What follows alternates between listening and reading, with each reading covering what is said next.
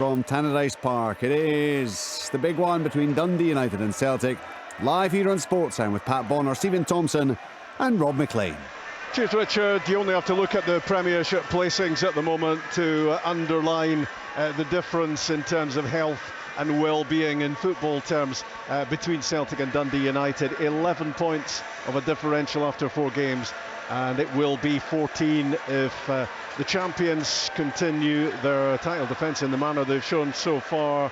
12 points out of 12. They've lost only that goal up in Dingwall so far. They've scored 12 of their own. And as for Dundee United, well, their only win was that game here, I think 24 days ago against AZ Alkmaar. And you looked at United that night and you thought, wow, this could be a team that could be pushing Hearts for 3rd place in the course of the campaign. Maybe that's the way it turns out eventually, but certainly at the moment you wouldn't be putting too much money on that particular outcome.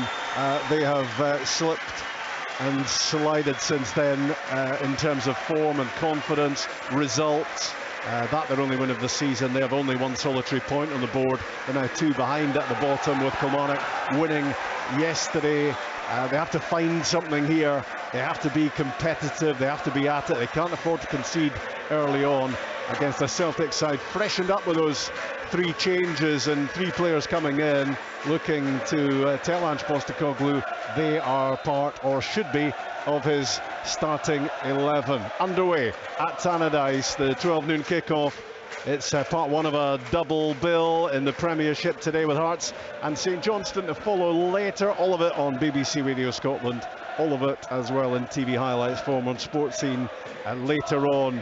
And these opening moments will tell us a lot about how this might just pan out between Dundee United and Celtic. Big games to come for the champions, of course. Ross County during the week in Dingwall, the chance to get to the League Cup quarter-finals. Rangers next weekend, and then on the Tuesday it is Real Madrid on their home patch. The big games keep on coming, but what you know about Celtic is that they won't be underestimating the challenge here. They'll want to get this job done as quickly as they possibly can, but they've got a bit of defending to do at the moment. Lively start from Dundee United. Taylor clears it in the midfield. Rio Hatate heads it straight back to him, and Taylor, under a little bit of pressure, hurries, but Reynolds at the other end making a mistake against Kyogo, trying to overplay it maybe early on, and managed to recover, but he was almost in trouble there, and that's what Dundee United can't afford. Here they go though, moving the ball up the pitch. Nice little exchange involving Mikason and Fletcher. Scott McMahon up to the edge of the area. His shot is blocked and it spins out for a throw in close to the corner flag.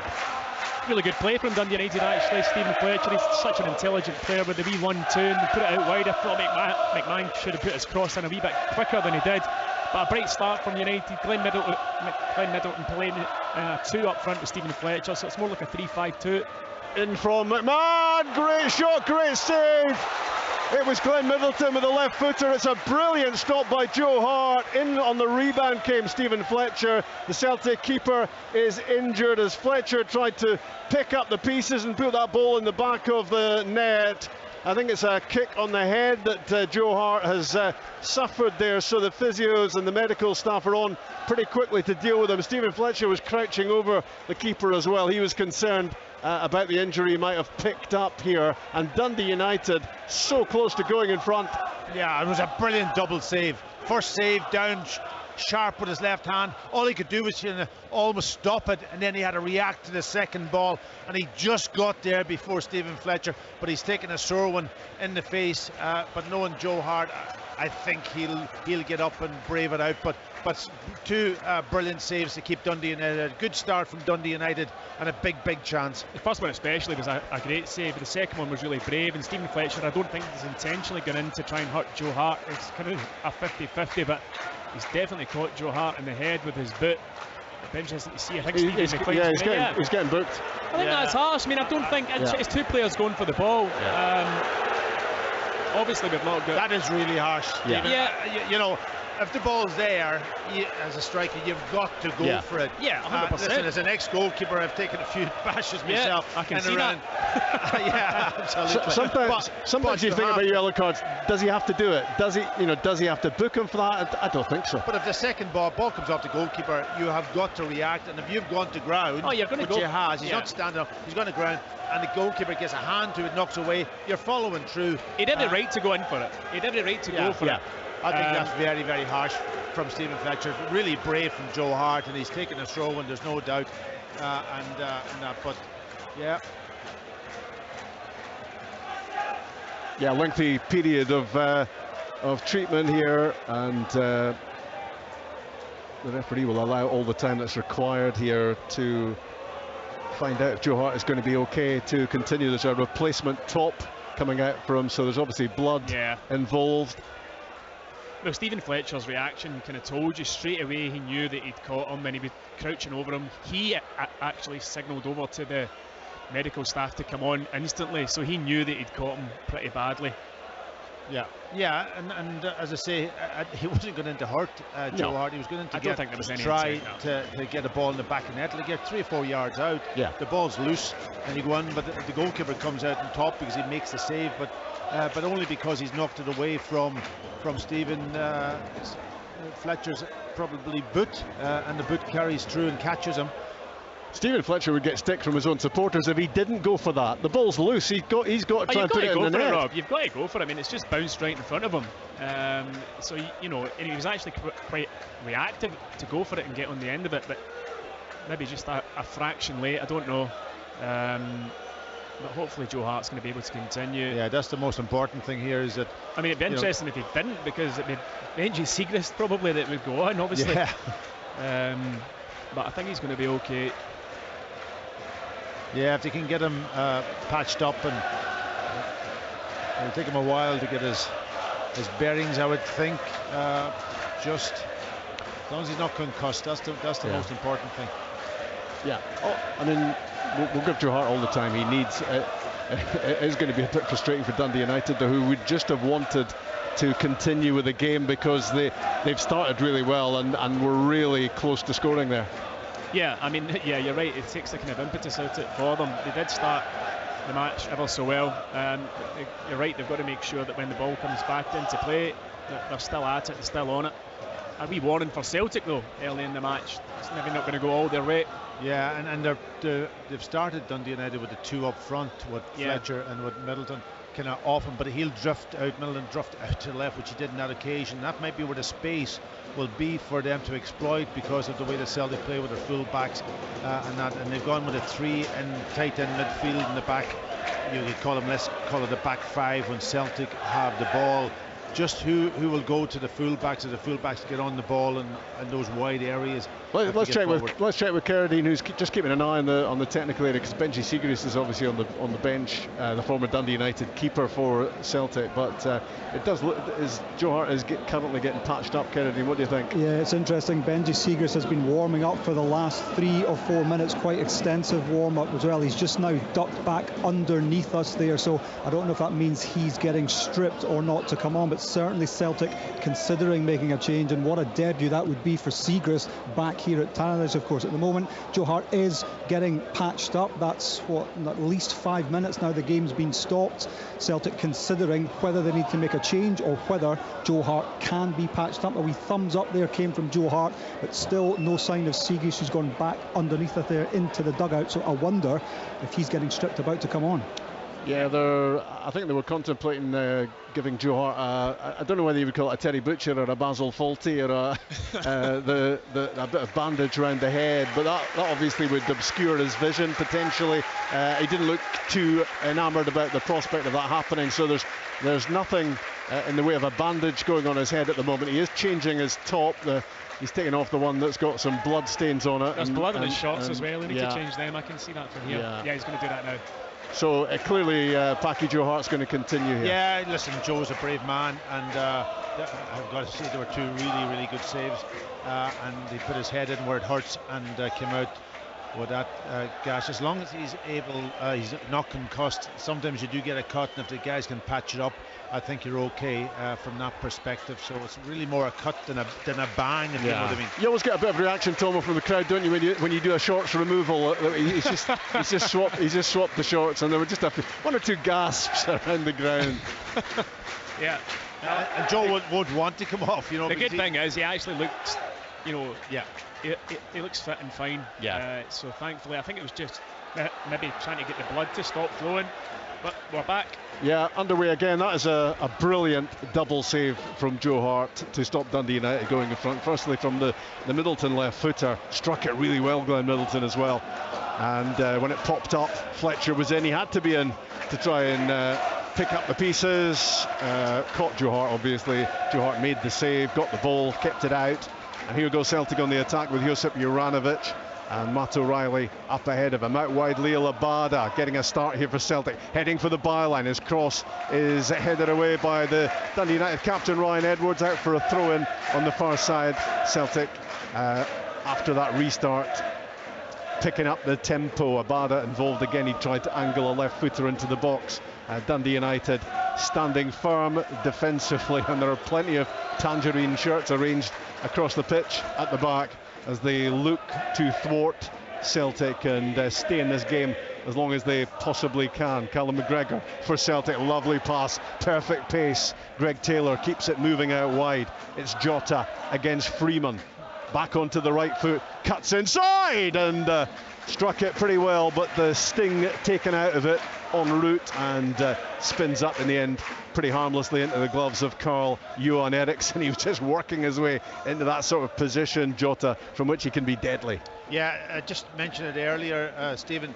I think that's Dundee United will have to make a decision who goes to the full-back. Oh, a back pass from Juranovic. It's good pressure again from Dundee United on the attack, and when the ball was angled back by Juranovic, it was a back pass. Well, that was how Joe Hart was ruling it anyway. He realised he couldn't catch it. He tried to chest it down, but it's gone behind for the corner. You wouldn't have liked that pass back to like that. No, it kind of bounced up. He had to try to chest it. He had to try to chest it, and there was almost not even a chest. There was stomach and chest, and he could just knocked away for the corner. Dylan Levitt's outswinging corner kick is headed away by Carl Starfelt. Only as far as Archie Meekison. About 35 yards from goal, back to Levitt, into the box, plenty of tangerine shirts, but up goes the offside flag, which is frustrating for them.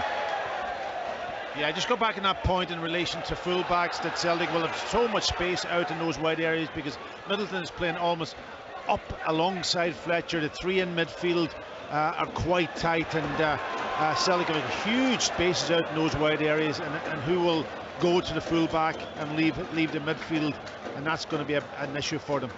Abada and O'Reilly, right hand side for Celtic, after Juranovic ran about 50-60 yards with the ball. And now back with Cameron Carter-Vickers. O'Reilly hugging the touchline, right hand side, right foot cross ball, too much on it, beyond Jota at the back post. Greg Taylor racing across to try and keep it in, but he plays it with one foot and it goes out off the other one.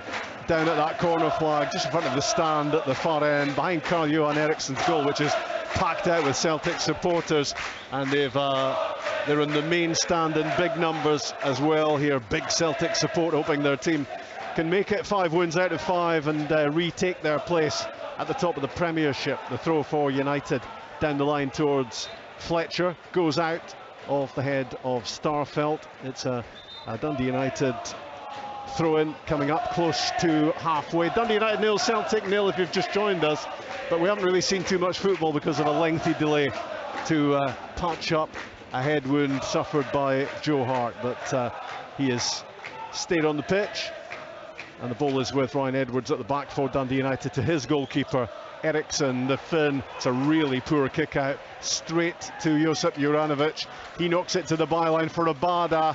The ball goes behind off Scott McMahon, and that is a gift of a corner kick to Celtic after poor distribution from the goalkeeper. Celtic take the corner quickly.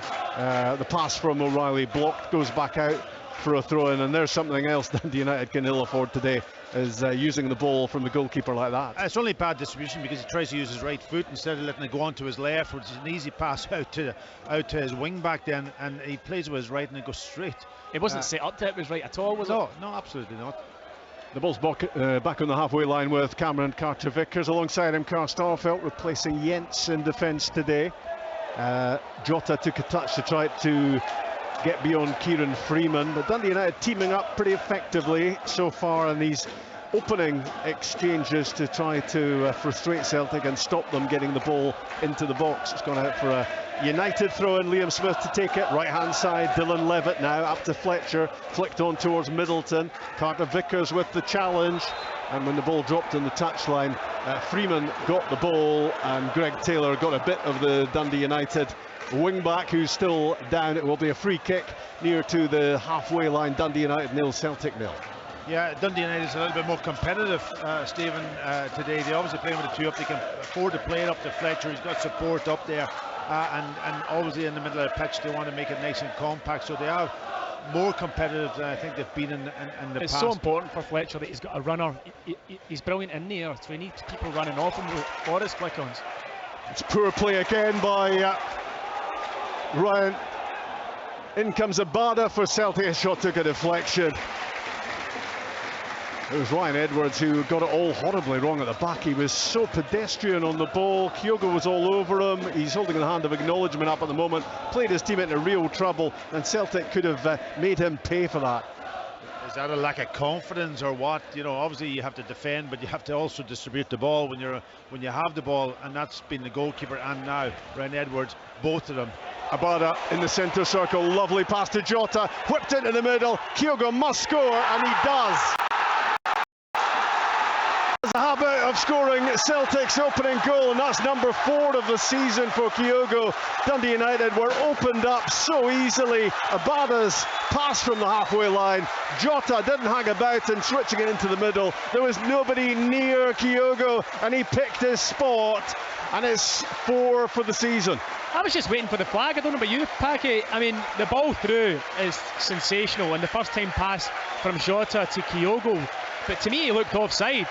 He looked in an offside position. I was saying that as soon as the ball was picked up, it says hold your run. Yeah. And he looked as if he was ahead of the play. The assistant right on that side. It was in perfect line to see it.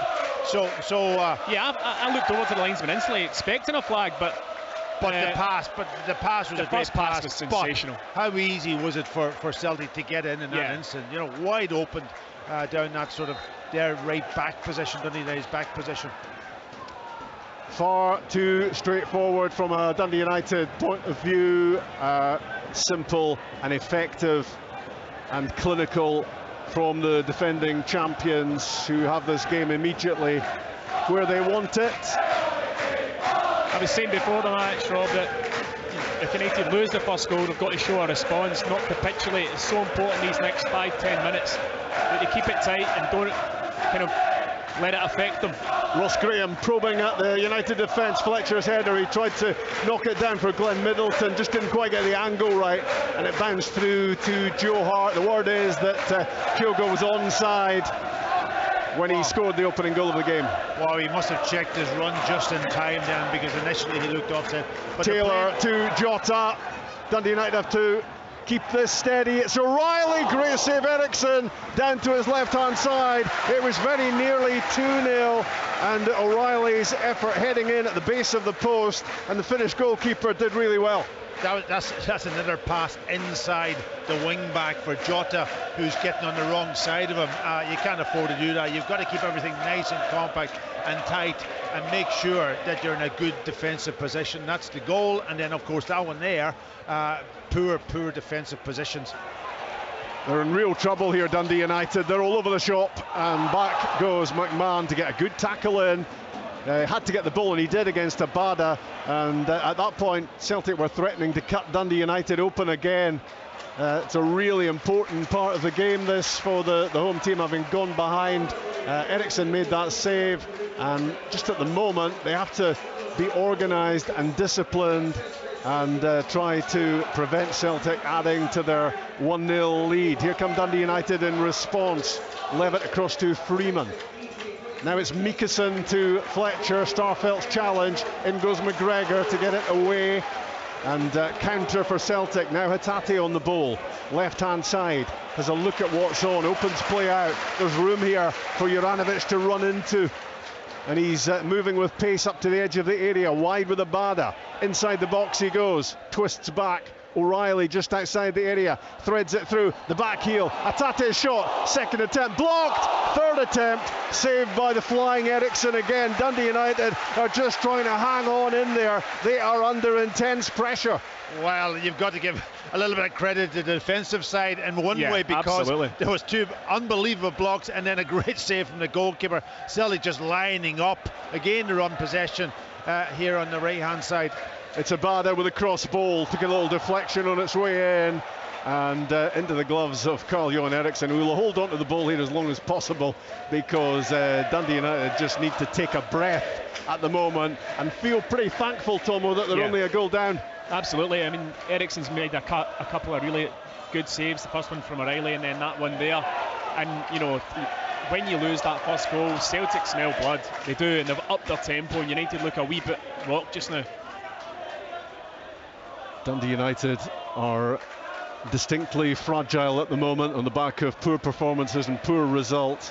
And what you don't really want is Celtic turning up in the form they've been in as they look to make it 37 league games in a row unbeaten. And as Tomo says, they just sense the opportunity to steamroller Dundee United, having gone ahead through Kyogo. And there have been opportunities since. Dundee United want to be a threat on the attack, but they want to keep that back door shut more significantly. And Celtic can be your worst nightmare in that regard. Starfelt to Carter Vickers and across to Juranovic. Just inside their own half. Now it's McGregor right in the middle of the pitch. Greg Taylor has room to operate in that inverted fullback position, pushing forward up towards the edge of the area. Now Jota on the ball. Taylor makes himself available again. The passing, the movement, the tempo. And it's Jota getting into a dangerous area again. Shifts it across to Juranovic. Rolls it to the byline for Abada. His cutback is cut out by Ross Graham, but the offside flag had gone up against the flying Israeli winger. Brilliant build-up play again from Celtic. They're moving the ball ever so well. And it was a really good run from Abada, and the pass was excellent. He must have just been offside. It looked very, very tight. Penetrating passes. When they get in and they get all that time in the ball in midfield, they're always looking for that penetrating pass. And the runners then, it's the movement off the ball, isn't it? Yeah, absolutely. Carl-Johan Eriksson with the free kick for Dundee United. United 0, Celtic 1. Fletcher wins a header against Starfelt. McGregor is first there, and then it's Juranovic back to Joe Hart, and he rolls it out and keeps the game moving. And McGregor, having been involved there, was immediately getting into position to take the throw from the keeper, linking it together. The ball is back with Cameron Carter-Vickers, and it goes across to Carl Starfelt. 3 changes in the Celtic side here today. Taylor getting forward down the side, and Archie Mickelson with the challenge to force the ball out of play. Taylor's throw, finding Kyogo, the goal scorer. Now with Hatate, and it's a great ball cross pitch to Abada. Scott McMahon gets a toe in to prod the ball away, but Dundee United can't keep possession. Back it goes from Juranovic to Cameron Carter-Vickers again. Having a look at what's on, just a short pass to McGregor, but he didn't get it right. It slipped away from the Celtic skipper. Harks to Middleton, who's just swatted aside by Carter-Vickers. The ball goes back to Hart, and he very calmly plays it out to Rio Hatate, who had Ian Hart's breathing down his neck, and the Dundee United midfielder fouled Hatate. It will be a Celtic free kick. Yeah, the other question with Dundee United is, do they have a holding defensive midfield player? You know, they're playing with Levitt in that position today. Is he a really hold midfield player? And where Celtic are playing is in behind him, in between the lines. Obviously the centre halves don't want to be stepping out too far with Kyogo's pace, and there's a lovely pass through from O'Reilly. Well, he found space there in between the lines, and his pass was just a couple of feet short of being perfect, and Kyogo was in again at that point. Dundee United managed to keep Celtic out on that occasion, and every minute for them without suffering any further damage is really important. The ball out on the left-hand side for a throw-in for Taylor. Yeah, the lack of a holding midfielder for Dundee United is interesting, isn't it? And, well, it's more than interesting, it's probably worrying, because there's nobody really on the pitch that particularly fits that bill. Well, they don't think that way. They can almost watch the ball, and if you watch the ball against Celtic, they find that space in between you, and you've almost got to keep it as compact. The centre half's got to push up, keep it tight, take a little bit of risk that maybe they can deal with Kyogo over the top, and try to compact it in a way. But I look at the type of players that they've got in there, and I don't see them thinking defensively. They're good on the ball, no doubt about it. Dundee United have done well to keep this at 1-0. You would have to say at this stage there's going to be a fair bit of stoppage time to be added on at the end of the half because of the injury to Joe Hart. Juranovic to Carter Vickers as Celtic just knocked the ball around looking for a way through, and they've found plenty of ways to get through out wide and down the middle as well. And Dundee United have got plenty of players at the back, but can they continue to keep Celtic out and stop them adding to Kyogo's goal, number 4 of the season? Scored 20 last time around, and if he stays fit, you would imagine he's going to top that total this season. Starfelt in the centre circle, in possession to Hatate. Carter Vickers. At the moment, Dundee United just can't get near it. O'Reilly to McGregor, and it all breaks down with a collector's item. A Callum McGregor pass that goes astray. Let's put a brass plaque down.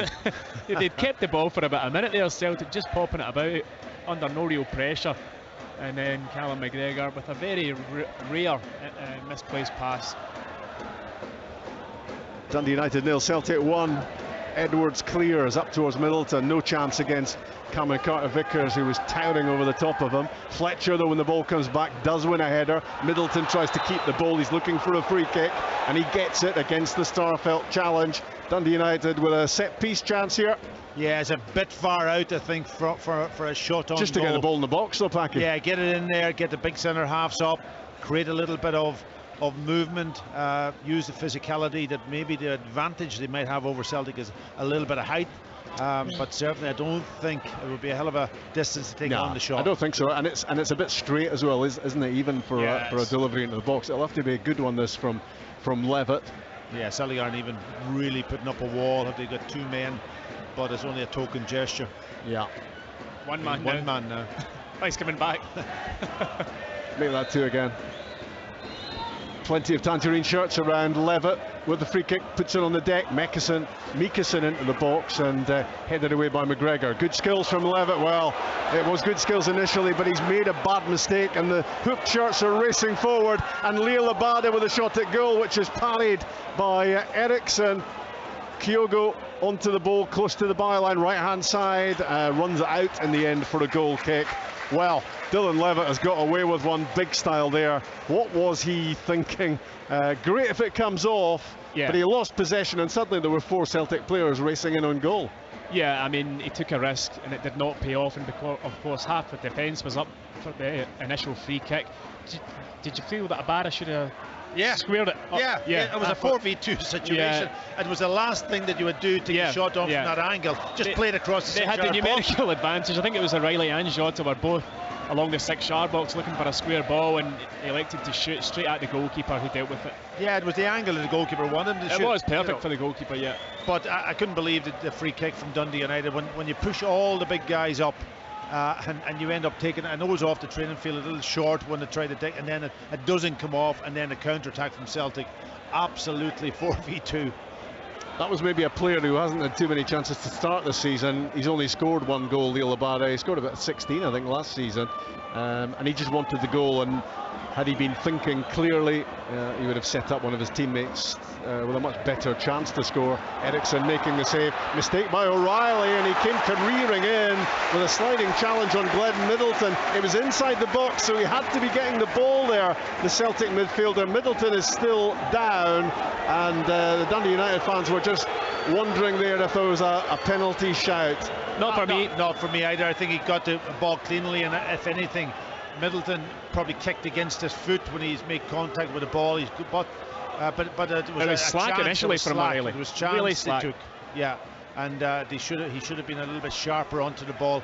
Well, he just tried to pop it back to the centre half, got it all wrong, and then Middleton was onto it in a flash. O'Reilly actually made the recovery run, got a solid tackle in. He's obviously caught a bit of Glenn Middleton in the process.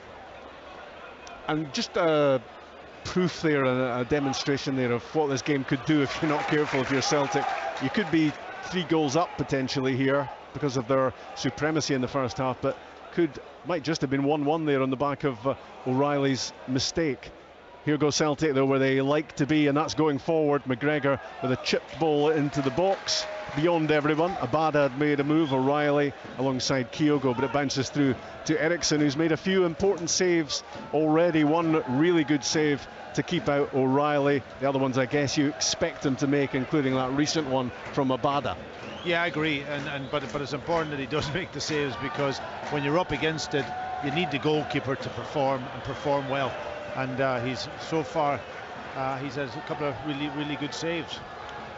Dundee United 0, Celtic 1 on BBC Radio Scotland. Kyogo tapping in, or rifling in, I suppose. It was a chance that he wasn't going to miss.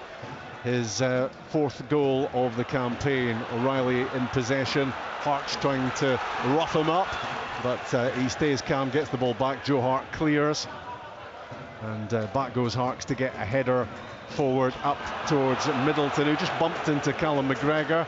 Stephen McLean gives a free kick, and Celtic very much in control of the game, but just with the 1-0 lead so far.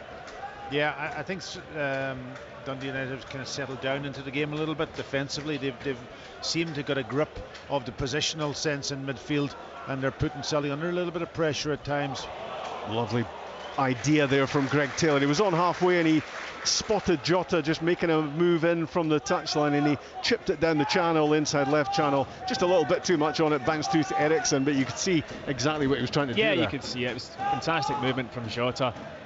Greg Taylor just got a wee bit too much on the delivery, but yeah, Packy's right. Dundee United have done well to weather the storm.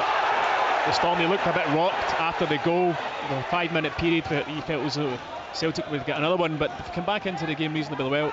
Yeah, they've got their positions, their distances right, and they're sitting in the midfield, but they're going and just hitting Celtic around about a 40-yard mark and putting them under a little bit more pressure, and they're not able to build. Bit of wrestling going on between Starfelt and Fletcher. The free kick goes Dundee United's way, and Dylan Levitt curls it in towards the back post. Ross Graham getting his head to it, but I'm not sure what, he must have lost the flight of the ball there, because he ended up kind of crouching under the header and it looped over the crossbar. He could have been knocking that back into the mix, Tomo, and possibly setting up a chance. He should have done. You can only imagine that he was maybe off balance. The ball in was decent, the far post area, and yeah, if you put that back across the goal, anything can happen.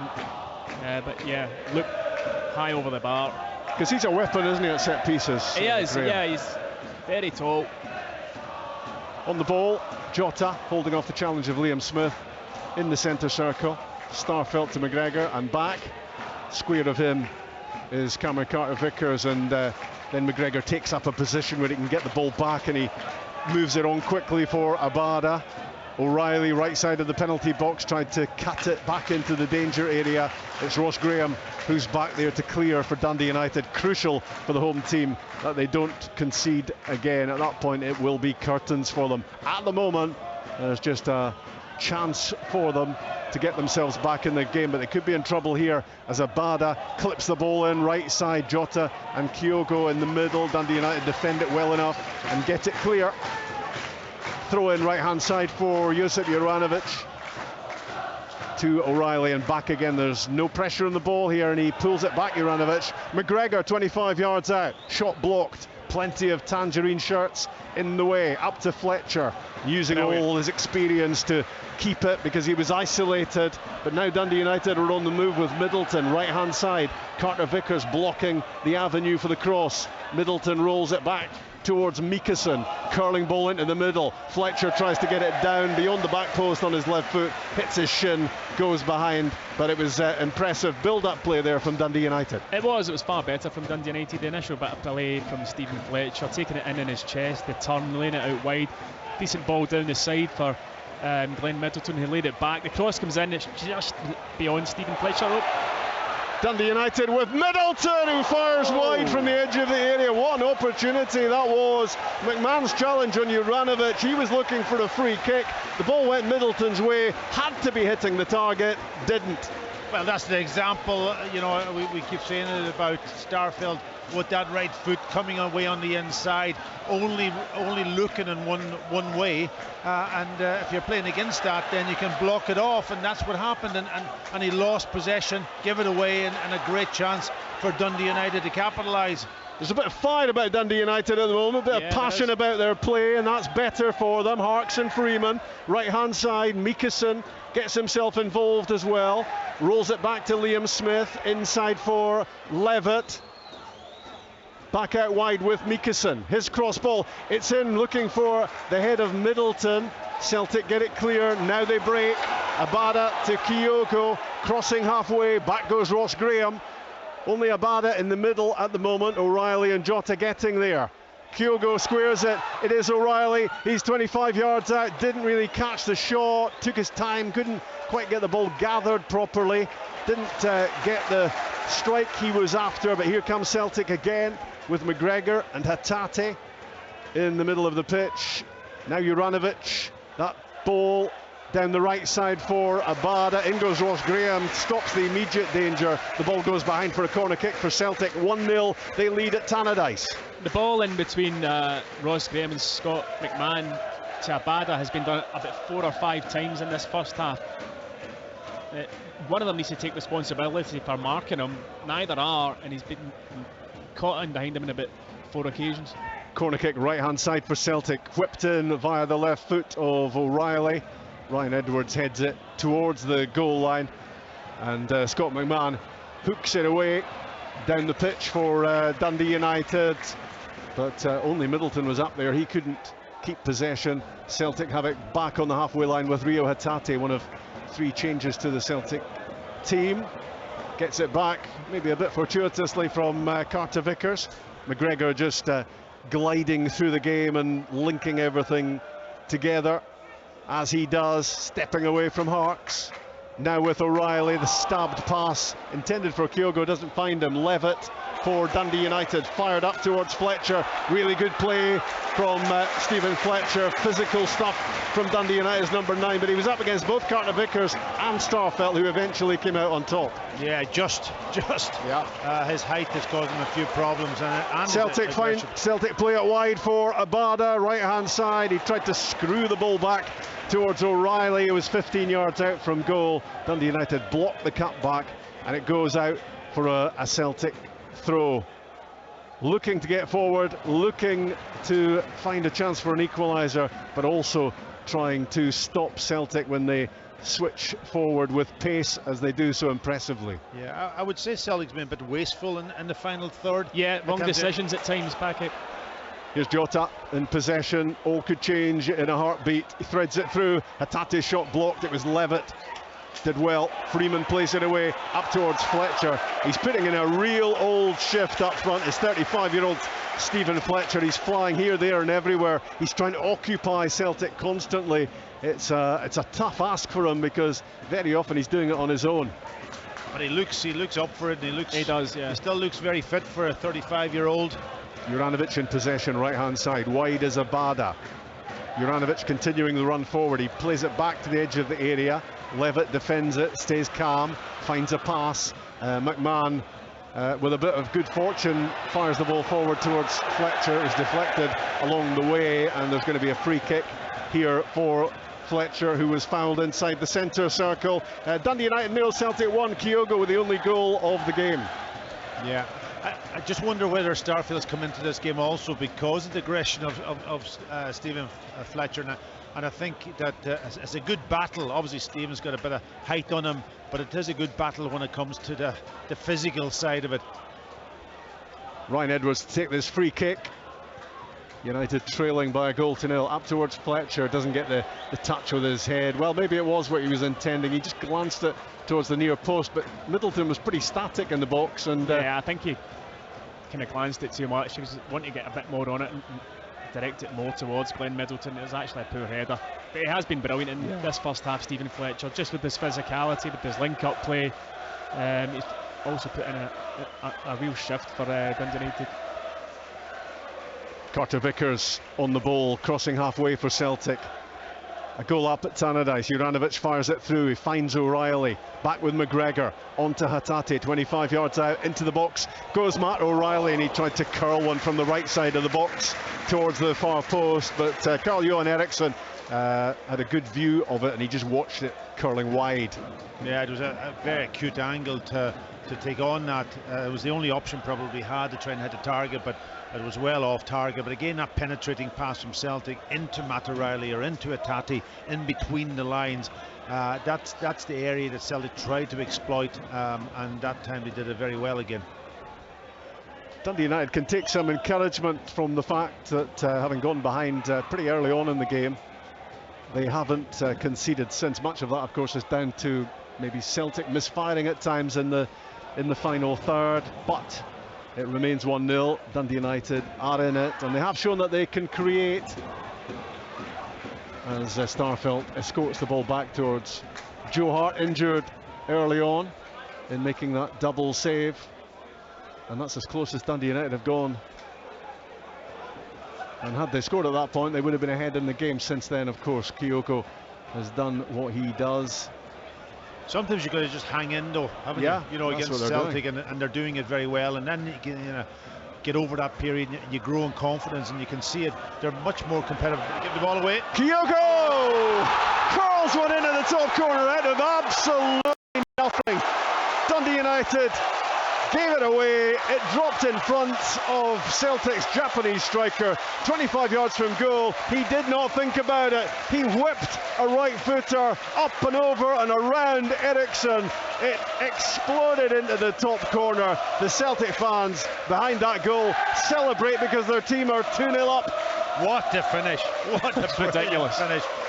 Within almost a split second, not even a second to think, ball comes to him, bang, top left-hand corner, round the goalkeeper. Just when we were talking about Dundee United having done well to kind of weather the storm and get back into the game, it was a slack pass from Dundee United. It fell to Kyogo, probably about 20 yards out, but the finish is exquisite. The quality on it was incredible. I did say they were a bit wasteful, but when you have got quality in the team and you get an opportunity and he can strike it almost out of nothing, it was a brilliant finish. But yeah, you're right, Stephen. Dundee United wasteful, giving the ball away in a bad area.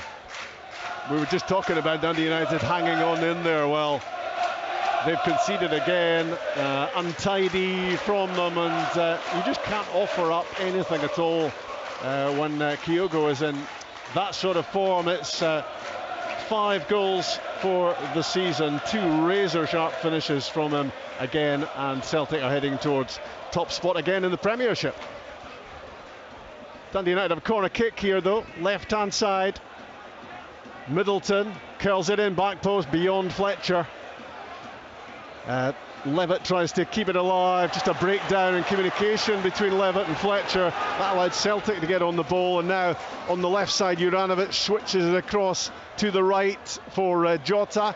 Keeps it in, does well, jinks away to find some room. Now he's running with the ball towards the byline, stands it up into the middle, headed away by Edwards. In goes Mikkelsen, in goes Taylor for Celtic. Liam Smith in the end lashes it away for Dundee United up to the halfway line. Fletcher flicks it on, but there's going to be nobody in behind him, and Celtic are back on it again, and now cruising in the game. The champions at 2-0, a double for Kyogo. And you'll want to be watching particularly his second goal on Sports Scene later. It's just a natural born goal scorer at his best. Eriksson's made some good saves. He wasn't going to stop that one. Hatate probing again at United. Smith clears, back it comes from Starfelt. Dundee United heading towards a 5th defeat on the trot, and they will stay, it seems, at the bottom of the Premiership. Some positive aspects in the game for them, but the bottom line here is 2-0 already against Celtic, and that's clearly a scoreline with their quality that could get worse. Well, that's the problem, isn't it? Yeah, that's the worry. Taylor fires it in, Hatate leaves it, now gets it back from Kyogo. He curls one across the face of goal, and anyone coming in at the back post could have been heading that in for number 3. It's gone out for a throw in far side. Yeah, they'd been better flashing it along the ground. Abada had made the run to the middle of the 6, and he just kind of got underneath it. Caught in 2 minds, maybe. It was lovely build-up play again. I mean, some of the Celtics build-up plays, it's been absolutely brilliant. It really has. It's such quick passing, intricate passing. A throw in for Dundee United, about level with the edge of the penalty box. Hurled down the line by Graham. McMahon doesn't get there. It's back with Ross Graham. Fires it forward. Glancing header from Carter Vickers. Starfelt was panicking a little with Fletcher alongside him. They managed to deal with that. It almost dropped for Fletcher, and Dundee United could certainly do with getting on the score sheet and just giving themselves a little injection of hope, because at the moment there seems to be only one outcome in this game, and United's fears and the fears of their fans will be that this could get messy again, having conceded plenty. 7 against Alkmaar, 4 against Hearts, 3 against St Mirren. It's been a horrible start to the season for them, and Celtic are planning on doing some more damage. Juranovic and Abada combining down the right side. In goes McMahon and launches it away. It's gone out of play for a throw-in on the far side. I think they need a lie down in that home dressing room, Dundee United, to try to get themselves invigorated for the second half, and they know they're going to have a lot of work to do in the second 45 to try to keep Celtic at bay, but they're already 2 goals behind. McGregor to Carter Vickers on the halfway line. The Dundee United fans have gone very quiet at the moment, realising that their team ain't going to be winning this one, and the scoreline could get heavy by the time we're finished. Yeah, they just need to get in at half time and just settle themselves down and pick up on the positives in that period when they were putting pressure under against Celtic and not letting them play. But Celtic have got that quality and that ability to almost cut you open at any moment. Cameron Carter-Vickers again on the ball on the halfway line. 7 minutes are being added as he rolls onto the byline. What a pass from Carter-Vickers. His cutback is behind Jota, and that means Dundee United escape and don't go 3 goals behind. It did look to have number 3 written all over it. That. What a pass from Cameron Carter-Vickers down that channel, Tomo, that they've been using so often. It's exactly the same pass we've seen 5 times in this half, and Dundee United haven't got to get at all. Again, it was a very close call. Abada's final ball just hasn't been quite on point today. He needs the games, doesn't he? Yeah. You know, you're right, Robbie. He's obviously got into the team today to give him a game, just to get him that little bit of sharpness, because he's got into great positions, but there was no final outcome. It's having as many players up to speed as possible, isn't it, going into the big games that are coming up, the likes of Hatate and Abada and Starfelt at the back, and yeah, I think an Abada on his A game would have been much more effective, and Celtic would have been further ahead here. Jota attacking down the left hand side for Celtic, looping around him. Hatate fires it in low, stretching out Dylan Levitt to stop the ball getting to Kyogo. He's on a hat-trick, and it goes behind instead for a corner kick. Celtic looking to do everything quickly. Jota at the corner flag ready to take it short, but Dundee United organised enough that Jota has to wait. In comes the corner kick, headed away by Fletcher, dropping for Juranovic. He hooks it towards Hatate. Lovely lead from him. O'Reilly into the box. Abada, Kyogo. There is the hat-trick for Celtic's Japanese boy. 3 already in the first half for him, doubling his total for the season. Set up by Abada, tapped in by Kyogo. No way back here for Dundee United. This could only get worse for them. Celtic are retaking their place at the top of the Premiership. Yeah, I don't know whether the Dundee United fans are thinking about again offside, but certainly the movement, the pass and the quickness of it, Stephen, they were just almost left defence was sleeping. They were sleeping. Like nobody had clocked Abada's run round the back. everybody just left him. And I think he comes from deep. I don't think he is offside. No. And then he squares it and it's a tap in for Kyogo. But for United, it's just kind of typical of it, how they are just now defensively. Yeah, everybody just switched off. Switch off. They were like almost like mannequins on a pitch when you're doing defensive, almost attacking moves. But Celtic's movement, their ability to almost be innovative in the final third, and just was brilliant. There they are, closing them down again. They're on the attack. Liam Smith caught in possession. Jota fires it into the middle. It's Abada. It could have been number 4 there. Ross Graham blocking his shot again. A sharper Abada probably would have been scoring there, and it would have got even worse for Dundee United. They want half-time badly. We're inside stoppage time, and Celtic have a hunger for more goals. They've got 3 already at Tannadice. Corner kick, right hand side. O'Reilly, left foot in swinger. Fletcher got his head to it. It's desperation in the defending for Dundee United as they try to stop this getting worse. Yeah, they need the half-time whistle, Rob. They really do. Corner kick, left side, taken short between Taylor and Kyogo and Hatate. There's so much flexibility about Celtic, and they want more goals. Hatate into the middle, Abada knocks it down. Dundee United all over the place. Taylor, left-hand side of the box, trying to get it back in the mix. They're in such a hurry, Celtic, when the ball goes behind, to get it back at the corner, get it back in play, get back among the goals. They are relentless here, and they smelt blood at an early stage here, and they want to do more damage to Dundee United. They want to stretch this 3-0 margin, and they take the corner, and Jota swings in the cross, and Dundee United under so much pressure, struggling to cope. Back in from Abada. Mikason has a swing at it, eventually gets it clear. There's no hiding place here for Dundee United. Celtic keep coming. It's waves of attack, it really is. Hatate, Jota, Taylor cuts it back. Rio Hatate tried to get on the end of that 15 yards out. Archie Mikason gets it away. Yeah, it's intensity now. It's unbelievable. To hang. Dundee United just need to hang on, get in at half time, just take a breather. Celtic are just, the tempo's going right up there, and it's chance after chance and keeping that ball moving. That "we never stop" motto couldn't be more apt than it is at the moment. They are in such a hurry, Celtic, to keep this going. They don't want half time, they just want to keep going for the full 90 at the moment. It looks that way. Abada with the layoff, O'Reilly into the middle, and there is number 4. The flag stays down. Jota close in, took a touch and put the ball where Carl-Johan Eriksson wasn't going to get it. It's been coming. It gets better and better for Celtic. It gets worse and worse for Dundee United. We're not even halfway through. Lots of Dundee United fans have seen enough. They're heading for the exits. They're leaving in big numbers. They can't afford to think about how bad this could get. It's 4-0 Celtic already.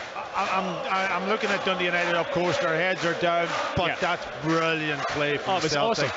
Awesome. In the last 10 minutes of this game, they have moved the ball, they've got the ball, when it goes out, get to it, get the passing going, penetrating passes, every player looking to get into a position to score. The intensity they've played at in this last 10 minutes has been incredible, and as you said, when the ball does go out of play, they get it back in play instantly. They're sprinting to get the ball back in play and just keep the momentum going, and it must be so difficult for Dundee United players out there just now, because how do you cope with that? How do you can't live with it? Just can't live with it. So difficult, but the quality of Celtic's football at times has been breathtaking.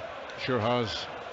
4-0, and Dundee United have conceded 20 goals now, and they've played only 6.5 games this season.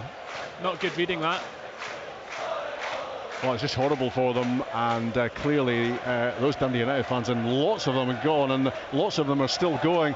These the stands in terms of Dundee United are going to be pretty empty shortly, because I didn't think it was a big turnout from the United fans in the first place, but yeah. Well, that's half time, and Celtic are more than halfway towards reclaiming their spot at the top of the Premiership, well on their way to 5 wins out of 5 to start their title defence. It's 20 goals conceded for Dundee United so far in the campaign, and clearly that can get a whole lot worse. They look really shell-shocked, the United players, as they trudge down the Tannadice tunnel. Celtic with a spring in their step. They don't really want the game to be stopping at this stage. They'd happily keep on going in search of more goals. They have a real hunger to build on what they already have, which is an unassailable advantage. And really there's been no way back for Dundee United since Kyogo scored early on. That followed the Joe Hart injury, the Celtic goalie making a really good double save to stop first Middleton and then Fletcher hurt in the process.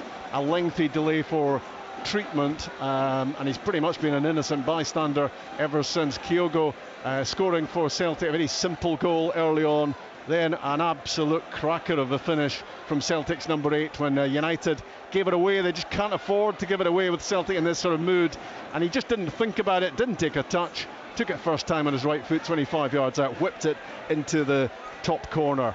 Celtic scored again when Abada set up Kyogo close in. Dundee United again looking so fragile defensively, and it became even worse for United just a couple of minutes before the whistle when again from close in Jota scored his 3rd goal of the campaign. Kyogo's doubled his tally to 6, and yeah, this could get really worrying for Dundee United second half. They lost 7 in Alkmaar, they lost 4 at Tynecastle, 3 here against St Mirren last weekend, 4 already against Celtic. It could get a lot worse, and it could get a lot better for Celtic, who aim to elbow Rangers out of top spot in the Premiership. Half-time at Tannadice, Dundee United 0, Celtic 4. Dundee United versus Celtic. What a strike! This is Sports Sound from BBC Radio Scotland.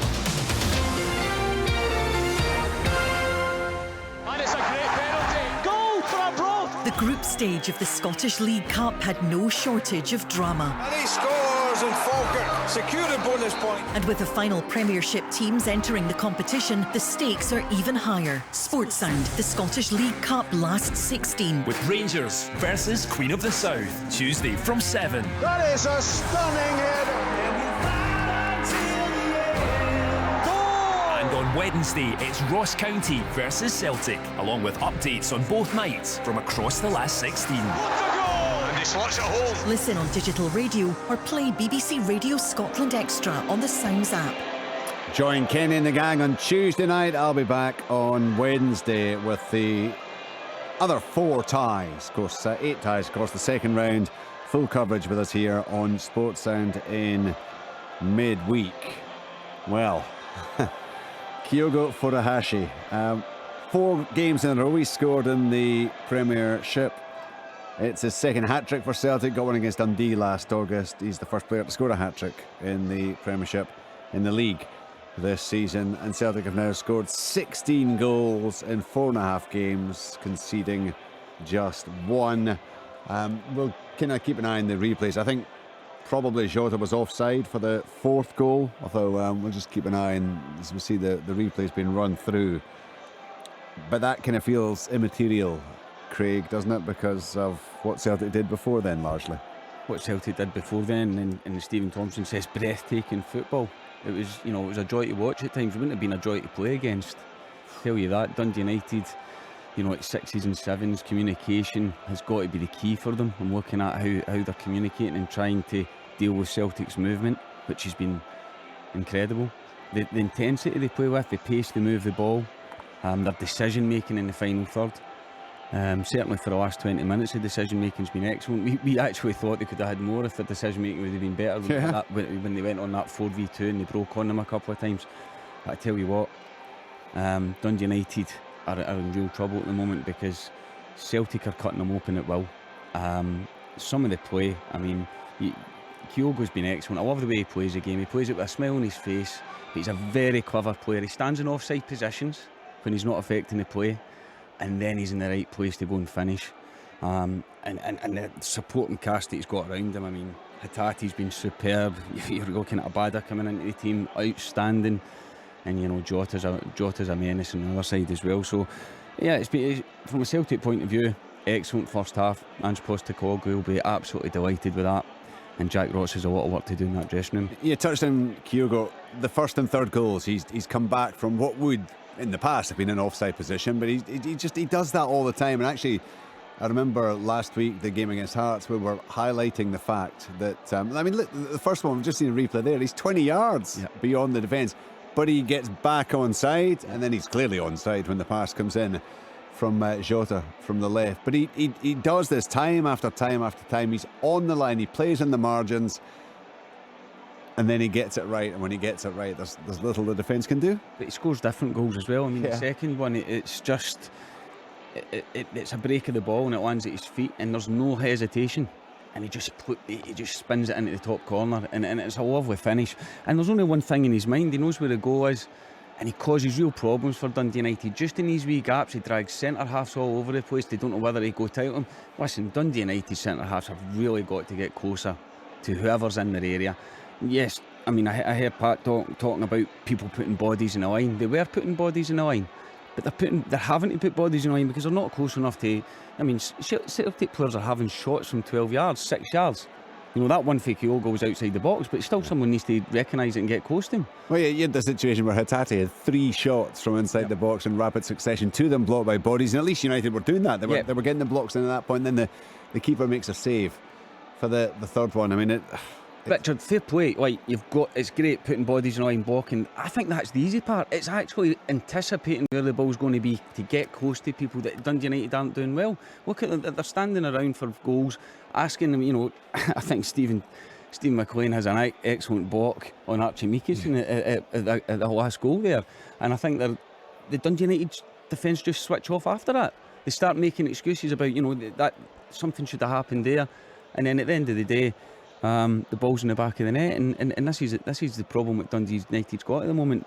You need to take responsibility for their individual jobs, and no one's doing it at the moment. I mean, the football has been absolutely outstanding. We're just seeing replays of the fourth goal. It'd be interesting to get your thoughts. As I kind of felt that Jota had just strayed in front of the defender. Yeah, I think you're right. Oh, actually. Yeah, look, I think he is. I think he probably is. An inch or two, maybe. Yeah. The problem there is Dundee United, they're getting in behind them all the time. Yeah. They're playing that back three, the full backs, and it's mainly the main problem is on the left hand side for Dundee United. It's Scott McMahon and Ross Graham. They're getting in behind them, playing round them all the time, and the problem there is it's communication. Ross Graham has to communicate, and maybe he is, to Scott McMahon and tell him to stay where he is. He can't. Scott McMahon's sometimes going to the ball, but he's not doing anything. He's in between. And then Ross Graham's not wanting to go away out wide, because then Ryan Edwards isn't across enough and William Smith isn't across enough. And to be fair, that is what's been happening. And Celtic are just playing round about, and they give them real problems because of this, the way they play their full-backs, and understand that. The full-back comes in, Juranovic comes in, and he gives the midfield, Dundee United midfielders a problem in there. But Scott McMahon can't go out and Ross Graham tells him to release, because Ross Graham needs to be in a better position to then deal with the next one. And that's not been happening, and Jack Ross needs to sort something out there. What can he do about that? I'm not sure. Does he go to a back four? Well, I mean, we started the programme with he has to go to 5. I know. I know. Greg, I wonder if he's actually worked a lot on the back 5, because he's played with a back 4, hasn't he? For the start of the season.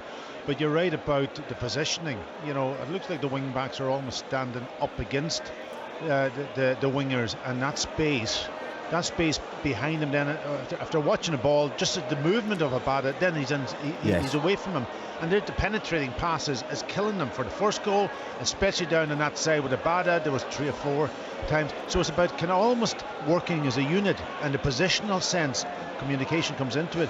But it looks as if they don't know how to deal with it.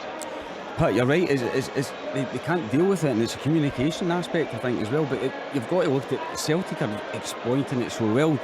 You can also play through people, but that pass that they're playing through has been excellent. it's been the right way. People are just running on it and being able to cross the ball first time and get in behind Dundee United's defence. So you've got to listen, from a positive point of view in terms of attacking play, it's excellent. From Dundee United's point of view, there's too many gaps and there's not enough communication.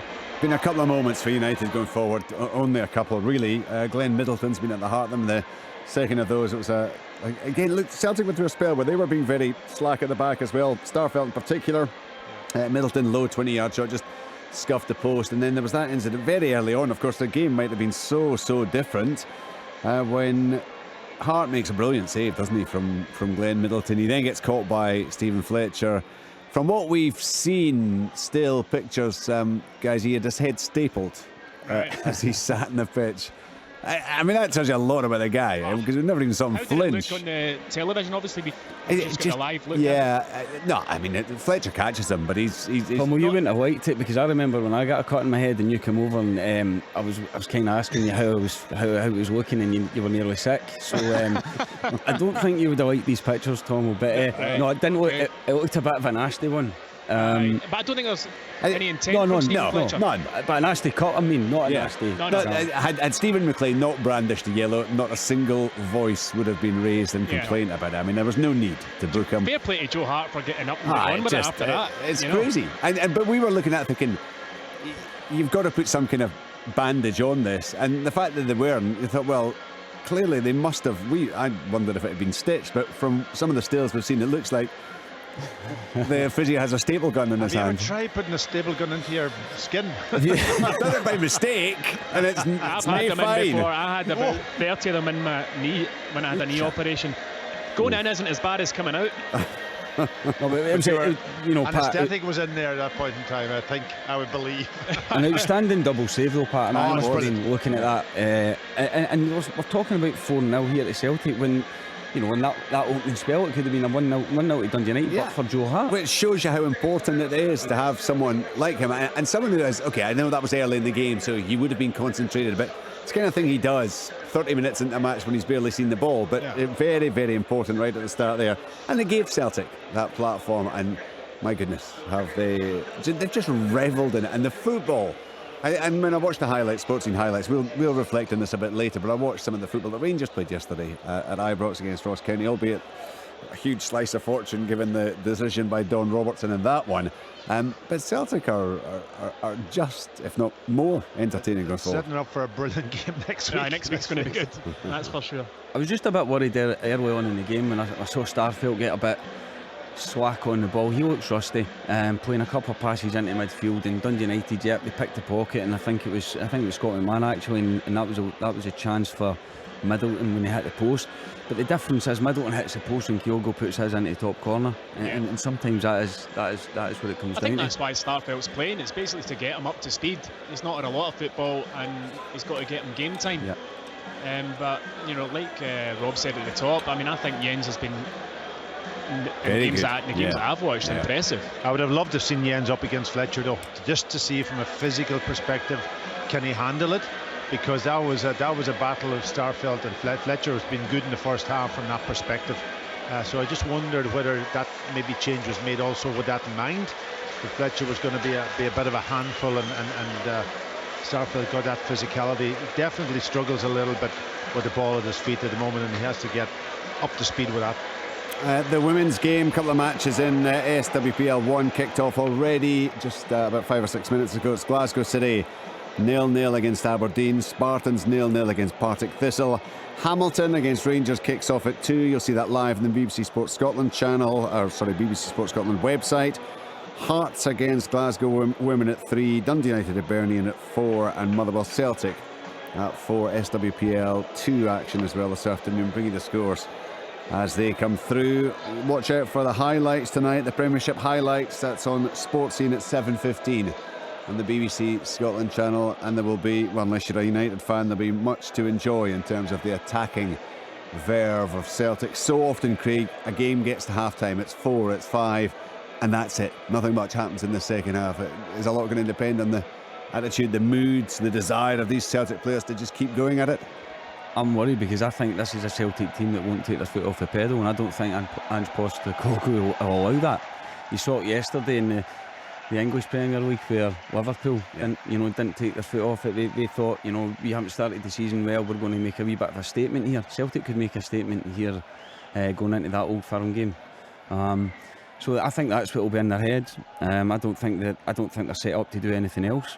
But Dundee United have to try and win individual battles, try and cover space more. I mean, yes, you can get up tight against people, but you've got to also cover space in between so that you don't allow them to play around you as easy. But listen, it's easier said than done. I've been sitting here, Tom will tell you, we've been at Celtic Park and you've been 4 or 5-1 down and you're thinking, how much can this be? Yeah, well, we'll find out. 45 minutes to go. 4-0 it is for Celtic.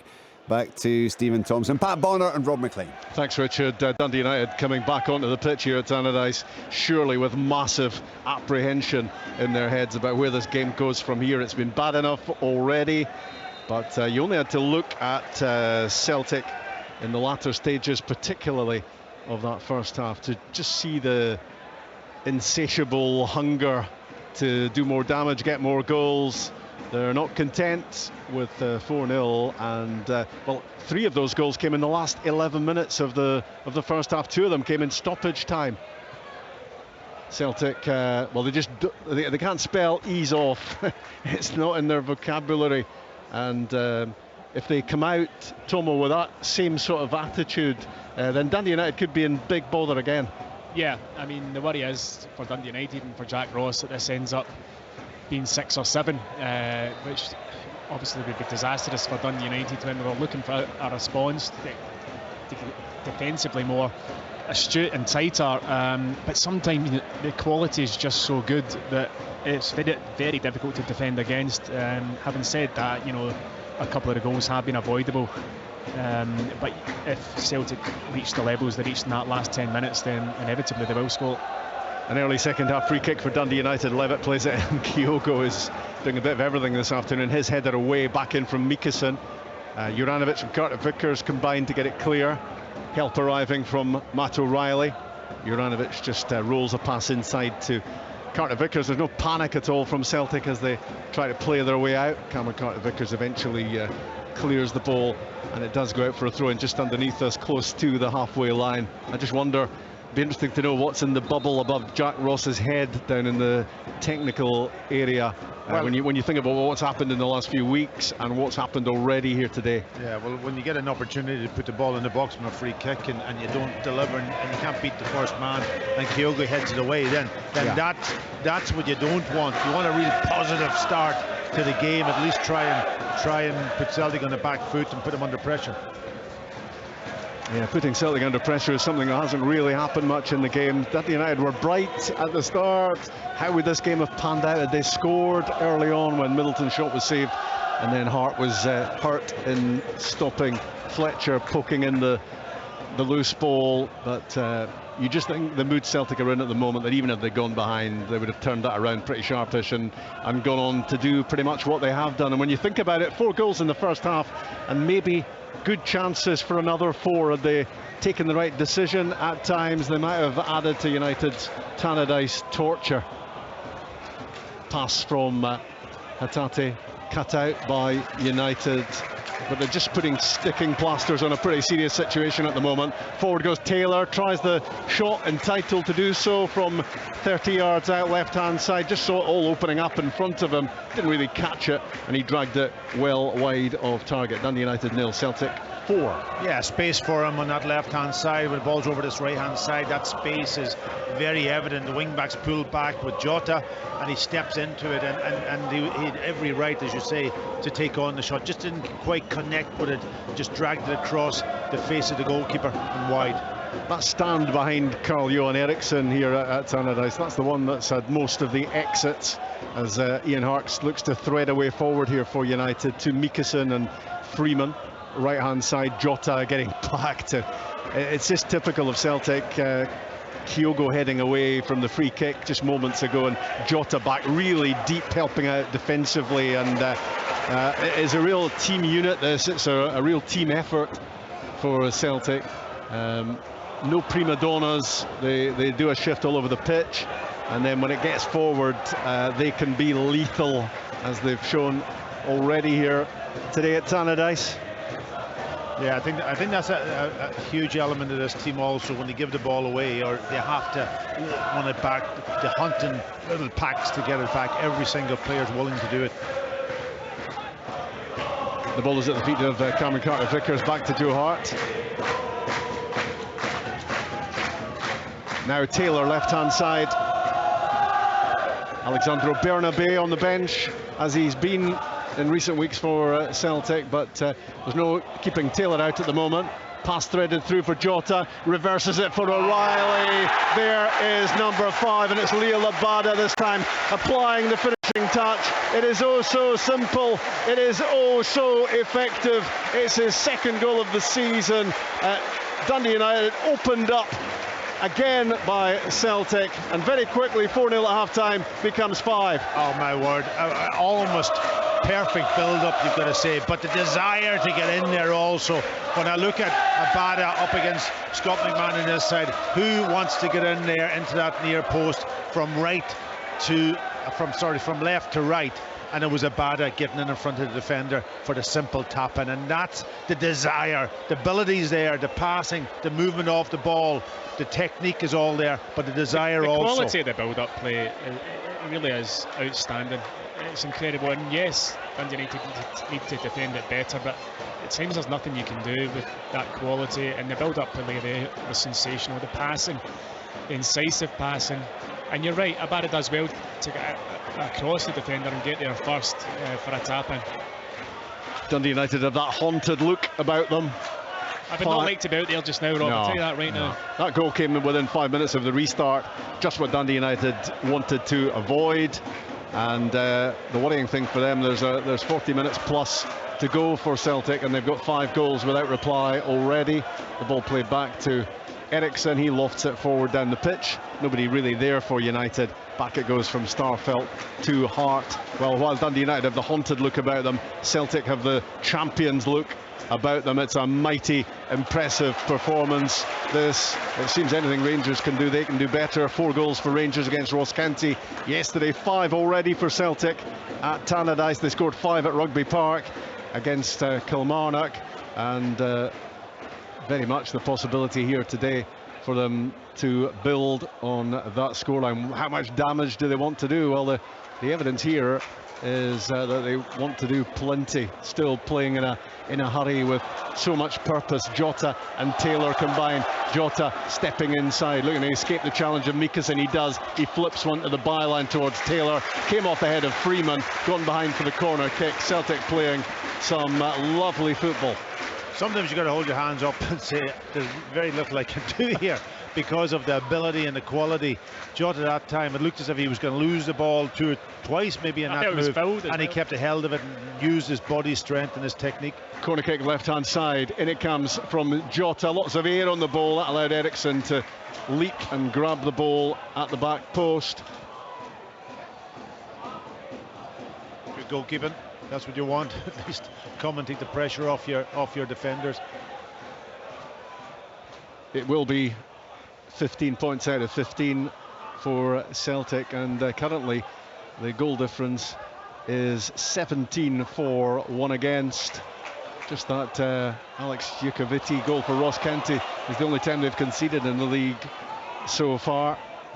McGregor to Hatate, first time round the corner, lovely touch from O'Reilly. Kyogo was almost in again, dropping in the midfield. Hatate lost it, and you just see exactly what Paki was talking about there. The minute he lost it, he is sprinting to try and get it back. Celtic do have it back with Juranovic and McGregor. They are completely running this show. McGregor's ball down the middle towards Jota, watched it carefully, tried to get it down, and there was a hand on him from Ryan Edwards just outside the box. It's going to be a free kick for Celtic. We're looking to do something quickly with it, and Kyogo has gone down and stayed down.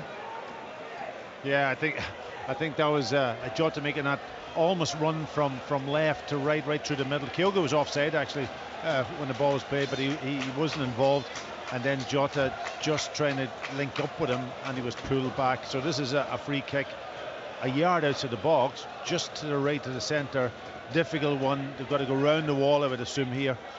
Yeah, it's going to be pretty impossible to get up and down, you would think, because it's so close in terms of the edge of the box. But who knows? Celtic looking to turn 5 into 6. Tony Watt warming up for Dundee United. If you're on the bench, I think you probably just want to stay there for Dundee United today. Yeah, you don't want any part of this.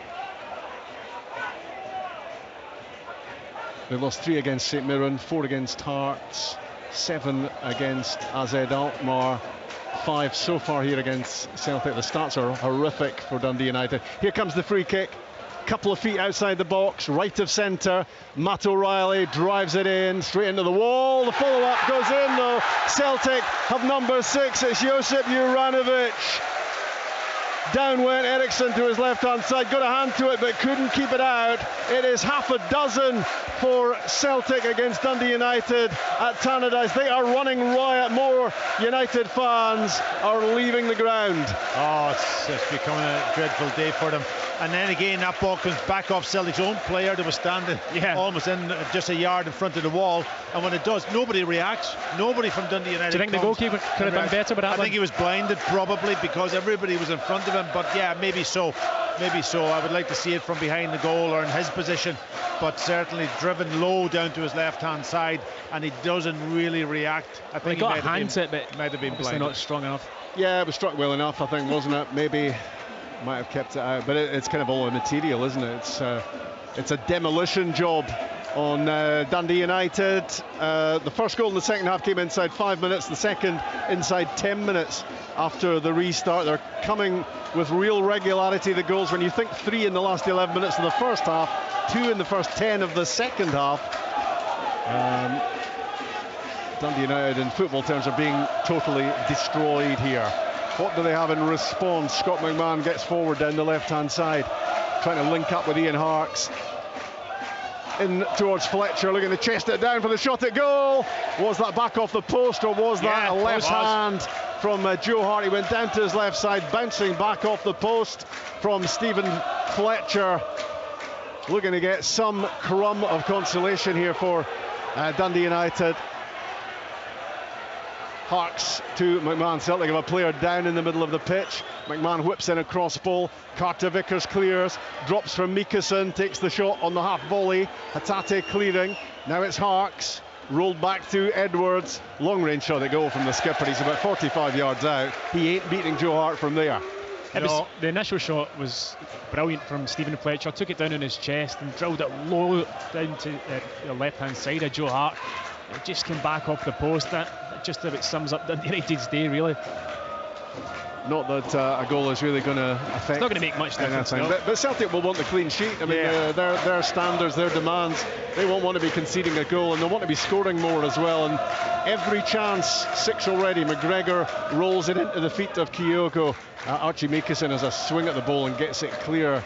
Dundee United not really too bothered at that sort of stage where it goes, as long as it goes clear of the penalty box as they threaten to score more. Kerry. There's going to be a triple change for Dundee United. 6 down as they are inside the first hour. They are bringing on Jamie McGrath, they're bringing on Craig Sibbald, and they are bringing on Nicky Clark. The triple change for United.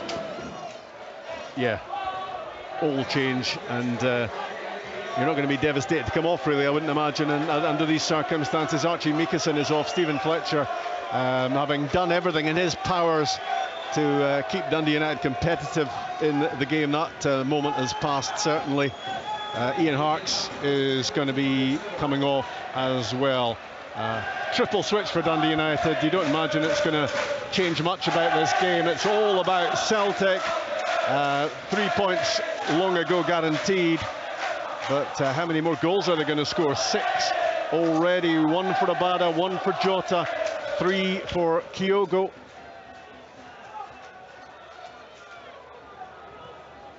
It was a 5-star showing. It's just gone one better for Ange Postecoglou and his team. Dundee United being torn to shreds here. Carter Vickers and Starfelt at the back for Celtic. Starfelt scored his first goal for the club at Kilmarnock the other week. Fortnight back, Jota's pass, brilliant for Hatate. There is goal number 7 for Celtic. It's a double for Leo Labada. It's brilliant football from Celtic. It's top drawer, and this is torture at Tannadice for Dundee United. 7-0. It's getting embarrassing, Rob, it really is. But again, you mentioned the pass from Jota. It is ridiculously good. Then we've seen it 4 times today, a square ball across the box for a tap-in. Abada this time. The quality of the football exceptional, but the defending is way below what you'd expect. Well, Glenn Middleton's playing as a wing back now in this situation. He doesn't really want to go in there, and Scott McMahon's gone inside, and there was no communication between either of them, and Abada just floated in there. Nobody picking him up, and it was a simple just play the ball across the 6-yard boxes and the tap-in. I've counted 1, 2, 3, 4 tap-ins today. Yeah. For out of those 7 goals. Cameron Carter-Vickers hoists the ball down the pitch. Well, that's an hour gone now, so still half an hour plus stoppage time. 7 goals already. Could it be double figures? Absolutely, it could be double figures. Well, the way it's going, Rob, yeah, you wouldn't bet against it. I mean, this is the stuff of nightmares for Jack Ross. I want to ask you a question, Tom. Would this be 7 against most teams in the Premiership? Or no, I don't think so. Or how much is this about Dundee United? I think it's about Dundee United also. I think they're all over the place. They don't know what to do. Their confidence is rock bottom. We talked about it at half-time, about their positioning, their defensive, the formation. It hasn't helped them, even going back to a back 3. All of those things, and the reaction of the players. I just seen, as that ball was building on the left-hand side, you could see Glenn Middleton trying to almost communicate with Scott McMahon. He didn't really want to go in there and defend. He has to. He's a wing-back. And Celtic play with wide players who get into those positions. Well, 3 subs for Dundee United. Celtic going 1 better. 4 lining up, Gerdine there. Yeah, if we go through the line, Forrest, Moy, Turnbull and Daizen Maeda all coming on for Celtic. Matt O'Reilly is the first one to come off. James Forrest was in the Celtic team that last tasted defeat to Dundee United, but you have to go back to 2014 for that. Jackie McNamara was the manager. It's all so different now, isn't it? Sure is. Just what Dundee United needed, 4 fresh legs coming on. Yeah. Well, the good news is they're seeing the back of Jota and Kyogo to him, but to Hatate as well.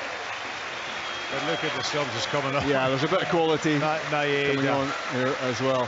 Turnbull, just name, there's no deficiency in the quality coming on, that's for sure. Forrest.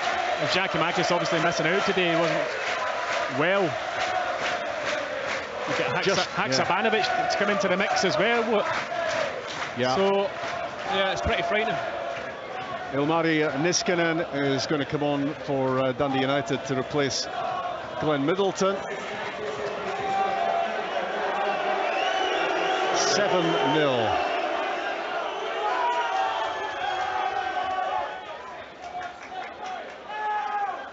And this is just Dundee United's 7th game of the season, Tomo. And there's going to be a lot of talk about Jack Ross, isn't there? Obviously, yeah. I mean, you don't want to be talking about a dismissal so early in the season of a manager, but there was already pressure. There were already questions, and those questions are just steepled even higher on the back of this.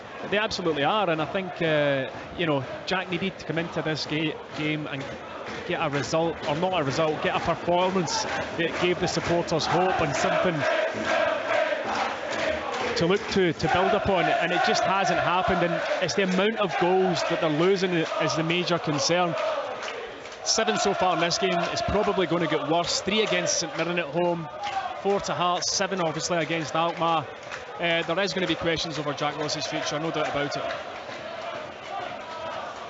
Dundee United 0, Celtic 7. It's one of those that in the old days on the video printer, it was the 7 was actually spelt out in letters as well as just the number. Going back a while there, Rob. I know exactly, but it just underlines, doesn't it, that it's one of those really embarrassing scorelines. And of course, Dundee United have conceded. I mean, how many teams concede 7 goals twice in the first 7 games of the season? Yeah. It's a shocker. It's an absolute shocker But take nothing away from this is not just about a team capitulating. This is about some five-star football from Celtic. Yeah, I bet of both. I bet of both. Yeah. Yeah, I think it's very much that. Celtic have played brilliantly, and from probably about 10 minutes before the first half ended, they've just upped the tempo. And lovely touch from Abada, took it in really well, away from Niskanen, whipped into the middle. David Turnbull on the penalty spot, had a chance to make it 8, and his shot went straight at Eriksson. Every time they seem to attack now, they have a chance. Celtic. You just feel a goal's coming, yeah. When they get into the final third, you just think to yourself, this ball goes into the box, it's going to be a goal. And David Turnbull probably should have done a wee bit better with that one. Well, 6 goals between 11 minutes from half-time and now where we are 19-20 minutes into the second half. It has been Celtic been on a scoring spree, and there's just nothing seemingly Dundee United can do to stop them. The chances keep on coming, and that's what makes you think that this might not be finished at 7-0 for Celtic. And 7, of course, takes them to 19 goals in 4 games, Celtic, and just the one conceded. Stephen Fletcher hitting the post before he was substituted, and he's certainly one that goes off with a bit of credit to his name, having done all he could.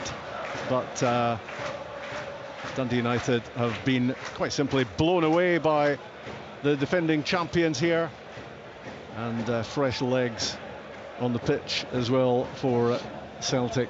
James Forrest, left-hand side, turning in field and having a little look. Turnbull and Moy off the bench as well. Angled ball from Aaron Moy out wide right for Abada. Up goes the offside flag against him. He's on a hat-trick, Leo Abada. Yeah, I'm just looking at Scott McMahon there. His head's down. He's just doesn't want that ball coming over his side, does he? He doesn't want to have to go in a 1v1 situation. Free kick just outside the box for Dundee United. Carl-Johan Eriksson beaten 7 times, and maybe apart from the Juranovic shot, which he possibly could have saved, I don't think really you would fault him too much, the Finnish keeper. One of those days where, well, it's 7 for Celtic, and how many other good chances to score? Maybe another 5. He's had a couple of really good saves in the first half, especially. Yeah. Yeah, it's just one of them. You come off as a goalkeeper to say, I've lost 7, could I have done anything? And yeah, I don't even think that shot that Juranovic scored, I think he was blinded. We will see it later on, but certainly when your body's all in front of you, you've got to get a chance, get out and pressurise the ball. 7-0 Celtic. Sorry, Packie on BBC Radio Scotland. Part 1 of a double-header, of course. Hearts against St Johnstone kicks off at 3 on the back of Hearts losing at Tynecastle. Looked as if that was a match they were going to be winning in the first half against Zurich. It looked as if they would be heading for the Europa League groups. It's going to be the conference instead for Hearts against the likes of Fiorentina. And they play St Johnstone in the Premiership later on, looking to retake 3rd spot in the table if they can get all 3 points. Plenty of time left in this one. Aaron Moy again lofting one at the heart of the Dundee United defence. Eriksson comes out to claim it.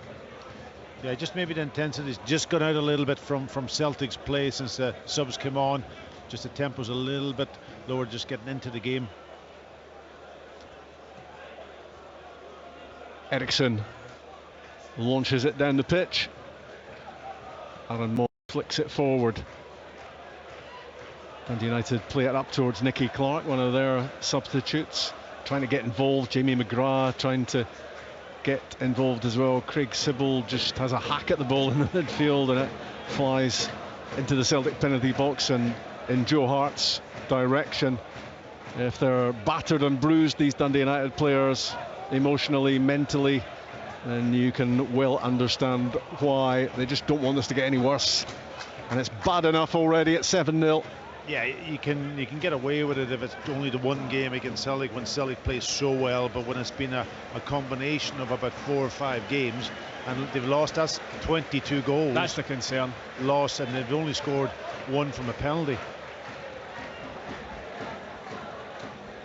Cameron Carter-Vickers launches the ball into the main stand, and among the Celtic fans who are loving every moment of this, naturally enough, they're just waiting patiently, almost with their arms folded, waiting for the next goal to fly in, and they've seen 7 already. Throw in left-hand side for Dundee United. Scott McMahon to take this. Well, Jack Ross was standing out on the touchline for most of the first half. He is indoors at this stage in the dugout. And it's been horrific viewing for the Dundee United manager, who's under all sorts of pressure and will be having to field all sorts of questions after this. No great surprise that Celtic are beating Dundee United, but this is a serious scoreline, and not in a good way for the Tannadice team. The throw-in comes to nothing. Pretty much everything has fizzled out for them today, and they just haven't been able to be defensively strong at any stage. They've been opened up down the sides, opened up right through the middle, and if Celtic had taken all their chances here, or even a higher proportion of their chances, then we'd probably be in double figures already. Yeah, I agree, and I suppose Jack Ross maybe look at it from, since Celtic's been on their substitutions, and he's changed his a little bit. The last, what have we got left? We have 15 minutes or so, not even that. But now he'll probably look at it and see, can we match up Celtic a little bit and take some sort of positive out of it. 20 minutes to go. 20 minutes, the last 20. Can he match them up, and can he get something out of the game that he can actually give some sort of positive? Very difficult. No, there's no positives coming out of this, unfortunately. Dundee United just have to be looking at the next games, the games coming up for them. They've got League Cup Wednesday night at Livingston. That's not going to be easy. Livingston thumped at Pittodrie yesterday. Here's Abada for Celtic. Moved inside, jinked inside, then tried to play it wide for Juranovic. Didn't quite come off, but pretty much everything has come off for Celtic. Yeah, Livingston League Cup Wednesday, Motherwell away next weekend, Hibs at home after that. So these are games that they have to be winning. They need to be competitive in the games at least. That's for sure. I mean, it seems like this, you're almost better playing away from home when you've not got the pressure of the home crowd, and when you lose that first goal, the heads go down. James Forrest attacking down the left for Celtic.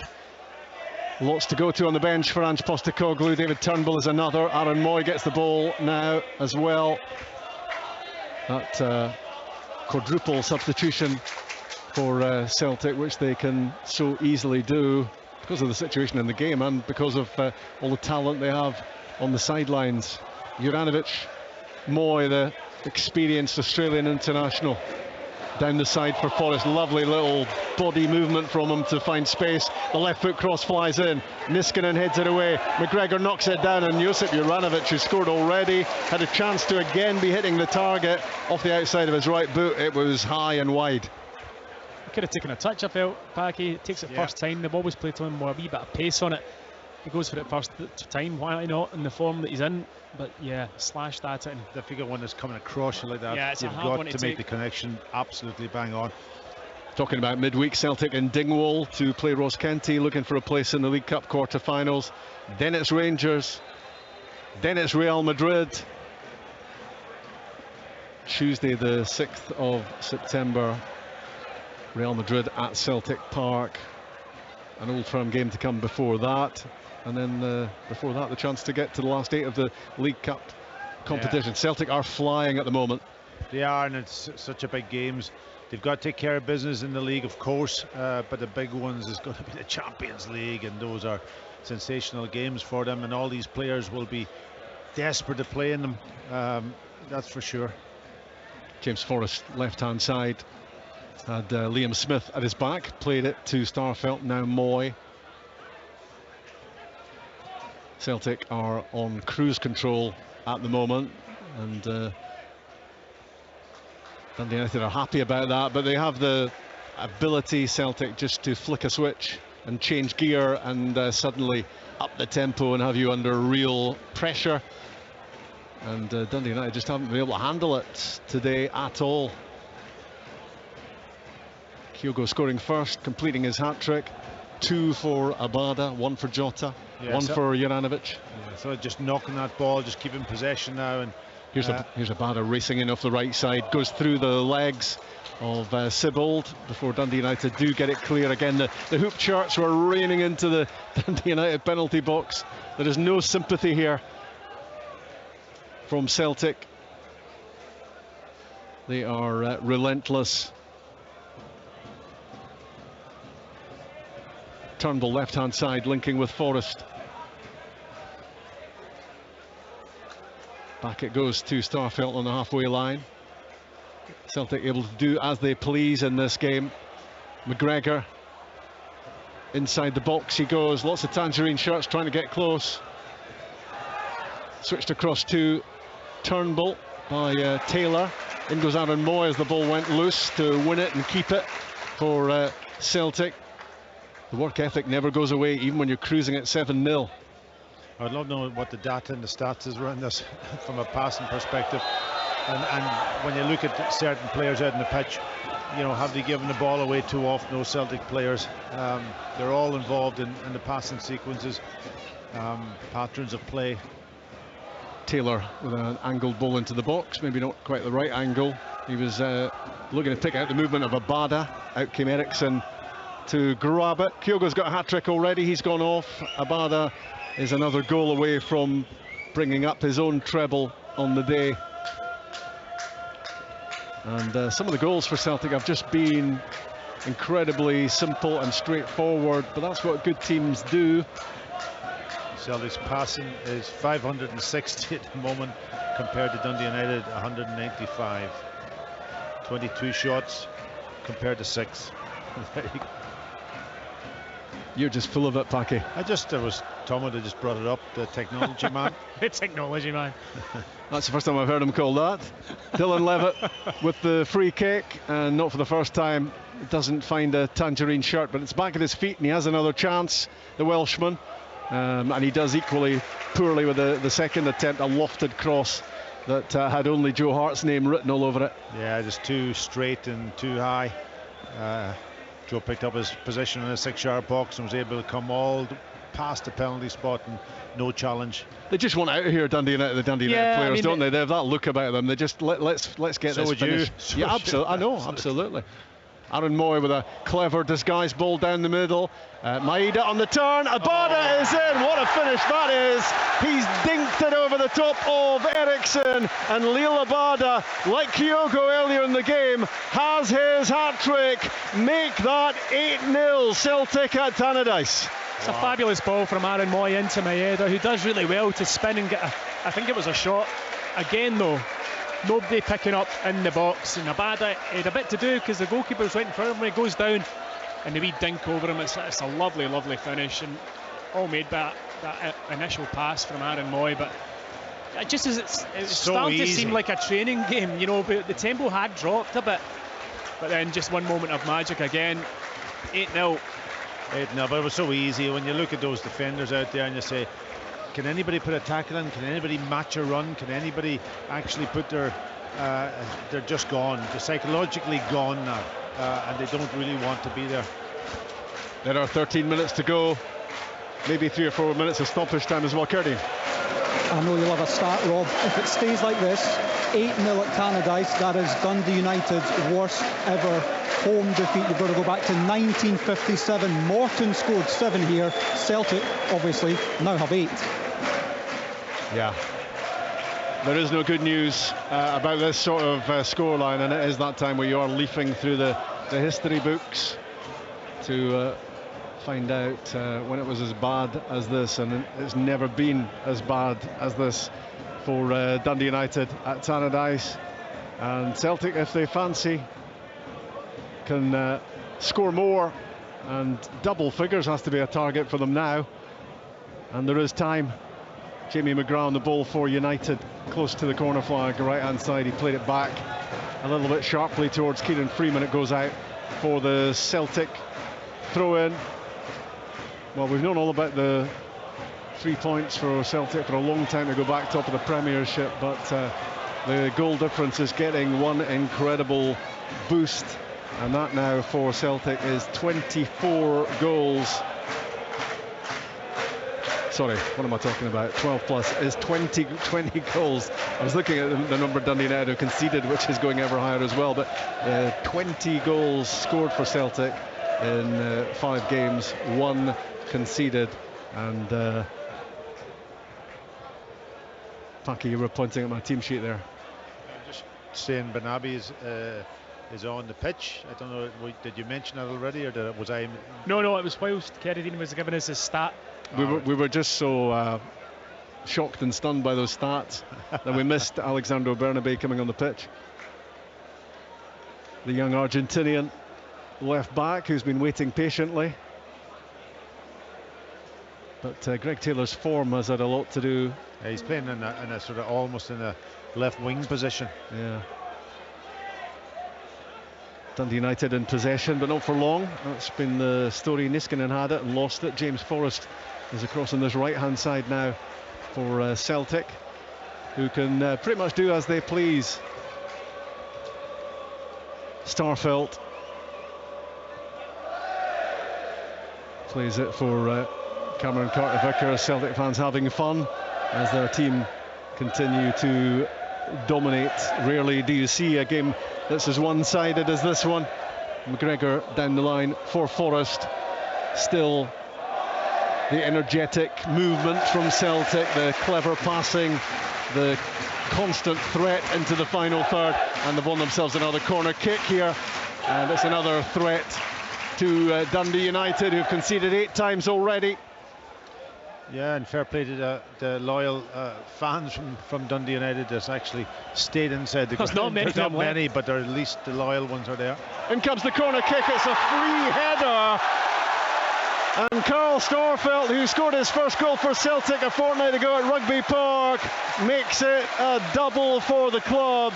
And he turns this scoreline to 9-0 Celtic at Tannadice. They're 1 away from double figures, and you would not bet against it. We've seen a lot of quality goals today, a lot of good movement, but that is just plain poor marking from Dundee United. A free header in the middle of the box. Ryan Edwards turns round to Ross Graham, and they're both looking at each other as if to say, who's meant to be picking him up? Embarrassing. And I didn't say live, some of them have got up, and just that was probably the straw that broke the camel's back. Nah, you know, it's incredible.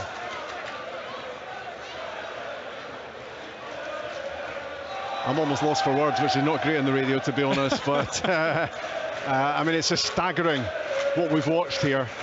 Celtic have been playing the football of champions, there's no doubt about that.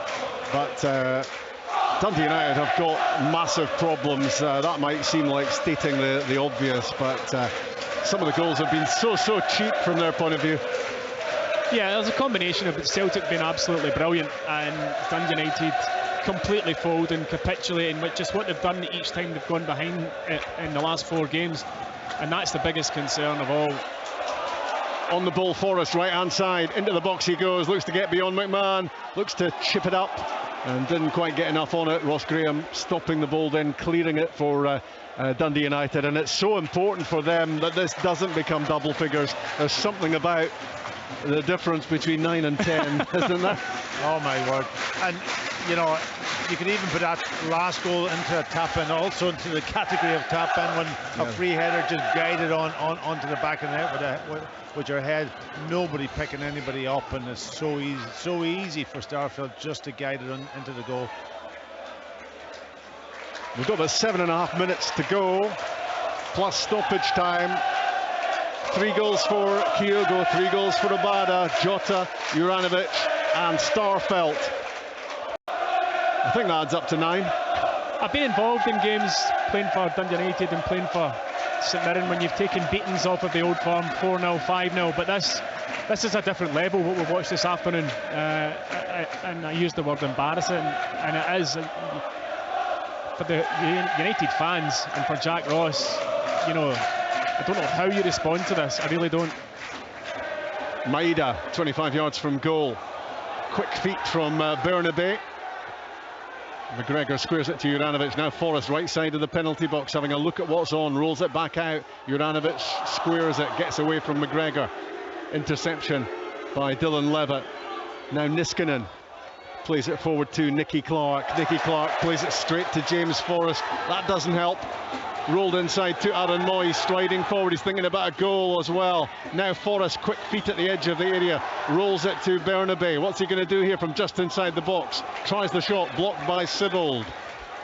Plenty of tangerine shirts behind it as Celtic look to convert 9 into 10 late on at Tannadice. Greg Taylor, Aaron Moy. Square to McGregor, 30 yards out. Now Juranovic at the corner of the penalty box. Gets it back from Forrest. Dundee United hemmed in and they just can't get close to the ball as Celtic work it around, looking for another opening. Turnbull might try the shot here, David Turnbull. He's only 25 yards out. Now it's Aaron Moy. Bernabeu, first time, into the middle, in goes Turnbull, out comes Eriksson. Oh, it's spinning towards the goal line, the spin kept it out. It looked as if it was looping in from Turnbull for number 10. The spin took it back out, Graham got it clear. Oh my word, I thought it was actually behind the line, spun back out. It was very close. It was very, very, very close. I'm sure Richard will keep us right in that one, but yeah, it was incredible. That could have been... Well, the difference between 9 and 10 was absolutely marginal, tiny there. Here's the corner kick. Turnbull flips it in, headed away by Sibbald, dropping for Forrest. What a volley from James Forrest, and Scott McMahon felt that one. He blocked it. Back out with Turnbull into the middle, headed behind by Jamie McGrath. Corner kick coming up. Another chance maybe for Celtic to get to the magic number. Inside the last 5 minutes of the match, Turnbull plays it in. Off the line from Smith, it was Starfelt's header. And a really important bit of positioning from the Dundee United defender. Now we've got the goalkeeper coming in the act of bad defending. There's a couple of crosses he's come for and he hasn't got them. That one he was all over the place, and yeah, he needed his defender to help him out. Hearts against St Johnstone kicking off in not much more than an hour, and obviously between now and then we will have the interviews with a jubilant, well, as jubilant as he gets, I guess, in interviews, Ange Postecoglou. He won't be jumping up and down even after 9 goals, or maybe more than that to come. We're also here from Jack Ross, and that is going to be one painful interview for the Dundee United manager, and he's going to have a long hard think, you would imagine, about what he's going to say on the back of this. Cameron Carter-Vickers on the ball for Celtic. They've been in charge from start to finish, and they've scored with freedom. Much more freedom than Dundee United are comfortable with. It has been an absolute shocker for the home team, and a big number of their fans are either at home or maybe seeking solace somewhere else at this stage, trying to recover from what they've seen. Turnbull just outside the box, shot blocked. Niskanen completes the clearance. Lovely touch, Aaron Moy. First time to Greg Taylor. He's inside the box, left-hand side. Cuts it back! And Callum McGregor looked as if he was sending another shot into the net for Celtic. He's put it wide. Just Celtic, just so much control of the ball. Dundee United can't get any grip of it. Just can't even disturb Celtic in their passing. And they're just lining up to have a strike or do a cutback or do a penetrating pass. This time McGregor on the edge of the box gets good quality on it, on a shot, but just the wrong side of the post. Goal kick Dundee United. Carl-Johan Eriksson plays it up the pitch and out it goes. Yeah, I feel sorry for the goalkeeper too in many ways. Many ways. You know, you lose 9 goals and you're looking at it and you're saying, well, how do I stop that? How should I have? And most of them, you know, they're all tap-ins. You can only really blame him for one, and then that's a bit of a stretch, even blaming him for that one. I wouldn't even blame him for it, honestly. That was the ball in the Celtic box there. Hasn't been there for a while. Nicky Clark's cross from the right. He was aiming for Niskanen, and he was the only man in the box for United. Celtic got it clear. They'll want the clean sheet, no doubt about it. They don't want to be conceding at this stage. It's that stage where you are leafing through the stats and trying to find out how bad it's been for Dundee United. I think their worst ever was 12 conceded at Motherwell way back. But certainly in terms of... That must have been a long time ago. Yeah, in terms of home games, this is as bad as it's got. for Dundee United. And this has been miserable for the players and the coaches and the fans. And credit to those who've stayed. Probably watching through the cracks in their fingers, to be honest. The Celtic fans, in contrast, have loved every moment of this. Looking like a team who are in the Champions League, looking like a team who are off to a winning start, an emphatic start in their defence of the title. If you've just joined us, Dundee United 0, Celtic 9. Carter Vickers to Moy. Dylan Levitt with a challenge, but Moy comes out on top, and a foul by Sibbald on Turnbull. Celtic have the ball, so advantage is played. Taylor to Bernabeu on the left-hand side. Back with Greg Taylor again. On the halfway line with Cameron Carter-Vickers. Celtic happy just to ping the ball around at the moment, but you would imagine they're going to get at least one more opportunity to score in the game. McGregor right out on the left-hand side. 90 minutes. Well, Dundee United might be okay. 90 minutes and just the one to go. Bernabeu's cross ball, but Celtic will have a corner kick to end it off here. Goes behind off Freeman. Is it going to be double figures? David Turnbull will take the corner kick, left-hand side for Celtic.